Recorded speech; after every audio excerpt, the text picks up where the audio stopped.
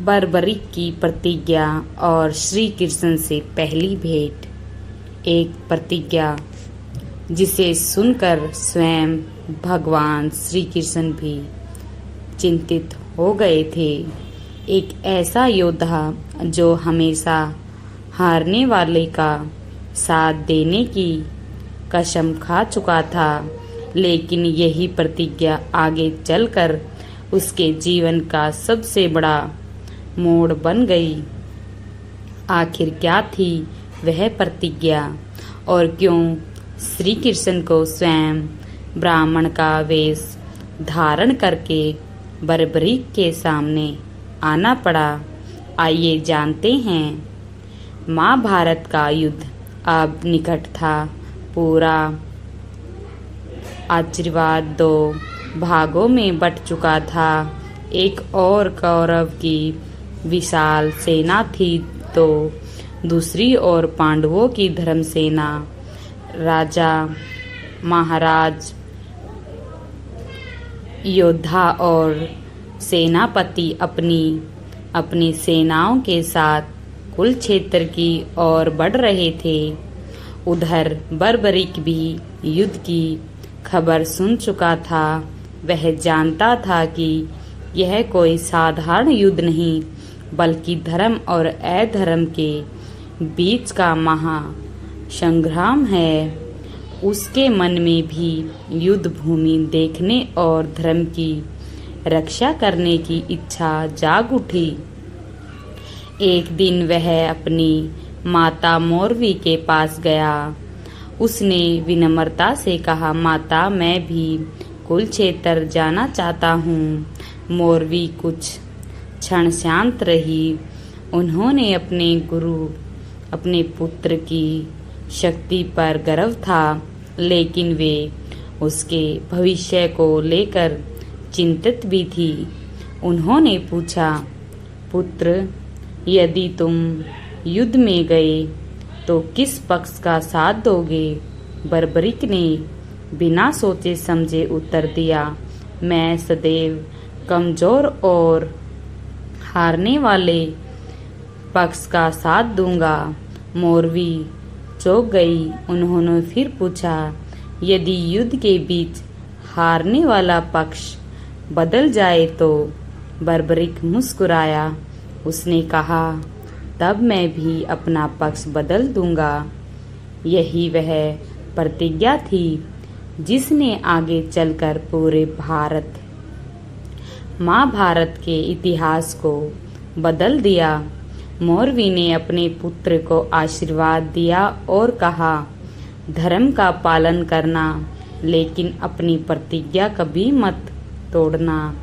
बर्बरीक ने माता के चरण स्पष्ट किए और युद्ध के लिए प्रस्थान कर दिया। उसके पास केवल 3 अमोनिक बाण थे, लेकिन उन 3 बाणों की शक्ति इतनी थी कि वे पूरी पृथ्वी की किसी भी सेना का विनाश कर सकते थे। वह अपने नीले घोड़े पर सवार होकर कुरुक्षेत्र की ओर बढ़ चुका था। रास्ते में लोग उसे देखते और उसकी वीरता की चर्चा करते। कई लोगों ने पूछा, क्या केवल 3 बाण लेकर युद्ध जीतोगे? बर्बरीक मुस्कुराया और कहा, यदि आवश्यकता पड़ी तो 1 बाण ही प्रापित होगा। उधर द्वारका में भगवान श्री कृष्ण सब कुछ देख रहे थे। वे जानते थे कि बर्बरीक कोई साधारण योद्धा नहीं है। वे उसकी शक्ति और उसकी प्रतिज्ञा दोनों को समझ चुके थे। श्री कृष्ण ने मन ही मन विचार किया, यदि बर्बरीक युद्ध में उतर गया और हारने वाले पक्ष का साथ देता रहा तो परिणाम क्या होगा? पहले वह कमजोर पक्ष की सहायता करेगा, फिर वह पक्ष मजबूत हो जाएगा, तब दूसरा पक्ष कमजोर हो जाएगा, फिर वह उसका साथ देगा। यह क्रम चलता रहेगा। अंत में युद्ध भूमि में केवल बर्बरिक ही शेष रह जाएगा। यह सोचकर श्री कृष्ण ने स्वयं उससे मिलने का निर्णय लिया, लेकिन वे अपने वास्तविक स्वरूप में नहीं आए। उन्होंने एक वृद्ध ब्राह्मण का वेश धारण किया। जब बर्बरिक कुरुक्षेत्र की ओर जा रहा था, तब मार्ग में उसे एक योद्धा बुद्धिमान ब्राह्मण दिखाई दिया। ब्राह्मण ने उसे रोककर पूछा, पार्थ, तुम कौन हो? बर्बरिक ने उत्तर दिया, मैं घोतचक पुत्र बर्बरिक हूँ। ब्राह्मण ने पूछा, और कहाँ जा रहे हो? बर्बरिक बोला, महाभारत युद्ध में भाग लेना जा रहा हूँ। ब्राह्मण उसके तरकस की ओर देखा। उसमें केवल 3 बाण थे। वह हंसते हुए बोला, इतने बड़े युद्ध में केवल 3 बाण? ब्राह्मण बर्बरिक ने विनम्रता से उत्तर दिया, इन 3 बाणों की शक्ति को देखकर बड़े बड़े योद्धा भी आश्चर्यचकित रह जाते हैं। ब्राह्मण ने कहा, क्या सचमुच?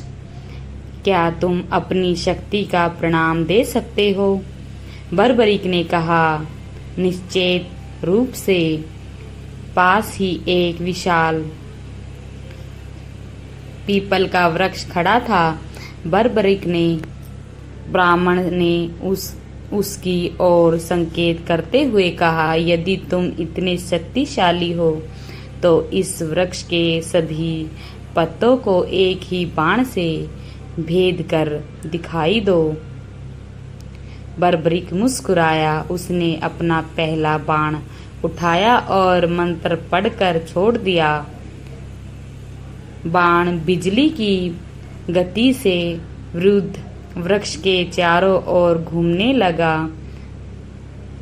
क्षण भर में उसने हर पत्ते को चिंतित कर दिया, लेकिन उसी समय श्री कृष्ण ने चुपके से एक पत्ता तोड़कर अपने पैर के नीचे छिपा लिया। वे बर्बरिक की परीक्षा लेना चाहते थे।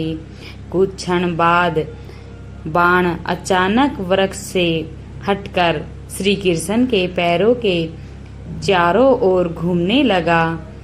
ब्राह्मण बने श्री कृष्ण आश्चर्यचकित हो गया। ब्राह्मण बर्बरिक ने कहा, ब्राह्मण देव, कृपया अपना पैर हटा दीजिए। इससे नीचे भी एक पत्ता छिपा हुआ है। जैसे ही श्री कृष्ण ने पैर हटाया, बाण ने उस पत्ते को भी भेद दिया और वापस तरकश में लौट आया। अब श्री कृष्ण समझ चुके थे, यह योद्धा वास्तविक में अद्भुत है। उसकी शक्ति असाधारण है और यदि यह युद्ध में उतरा तो इतिहास बदल सकता है। ब्राह्मण ने फिर पूछा, यदि तुम युद्ध में गए तो किसका साथ दोगे? बर्बरिक ने गर्व से उत्तर दिया, मैं सदैव हारने वाले पक्ष का साथ दूंगा। यह सुनकर श्री कृष्ण गंभीर हो गए। यही वह उत्तर था जिसका उन्हें भय था। अब उन्हें समझ आ गया था कि महाभारत के धर्म युद्ध की रक्षा के लिए उन्हें एक कठिन निर्णय लेना होगा। लेकिन बर्बरिक अभी तक यह नहीं जानता था कि उसके सामने खड़ा यह साधारण ब्राह्मण कोई और नहीं, स्वयं योगेश्वर श्री कृष्ण है और आगे ही क्षण उसका जीवन हमेशा के लिए बदलने वाला था। क्या श्री कृष्ण अपने वास्तविक पहचान बताएंगे? क्या बर्बरिक अपनी प्रतिज्ञा पर अटल रहेंगे? और क्यों श्री कृष्ण उससे ऐसा दान मांगेंगे जिसकी कल्पना भी कोई नहीं कर सकता। पूरा अध्याय जानने के लिए हमारे चैनल को सब्सक्राइब ज़रूर करें। श्याम जी का पूरा रहस्य जानने के लिए चैनल को सब्सक्राइब ज़रूर करें।